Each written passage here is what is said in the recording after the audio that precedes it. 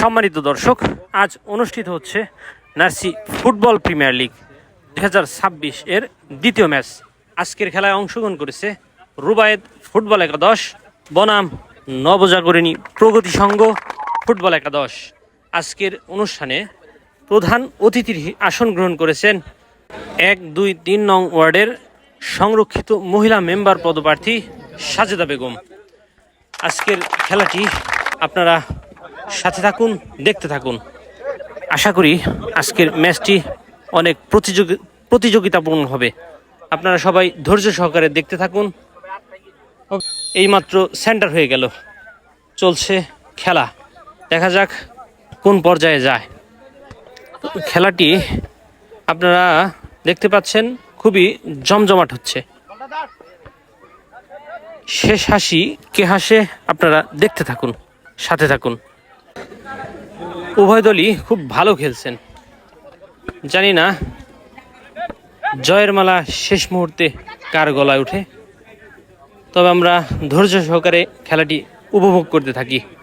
খেলা এমন একটি মনের খোরাক। আমাদের দেহের খোরাক যেমন খাদ্য, মনের খোরাক বিনোদন। আর সুস্থ বিনোদন সবসময় আমরা প্রত্যাশা করি। আপনারা সাথে থাকুন, দেখতে থাকুন, উপভোগ করতে থাকুন আজকের এই প্রতিযোগিতাপূর্ণ ম্যাচটি। তবে খেলার যে অবস্থা, এক গোলের সমতায় রয়েছেন উভয় দল। জানি না শেষ মুহূর্তে খেলাটি টাই ব্রেকারে গড়াবে কিনা। হয়তো সমতা ভাঙার যে পদ্ধতি রয়েছে টাই ব্রেকার, আমরা আজকে একেবারে খেলার শেষ প্রান্তে পৌঁছে গেছি।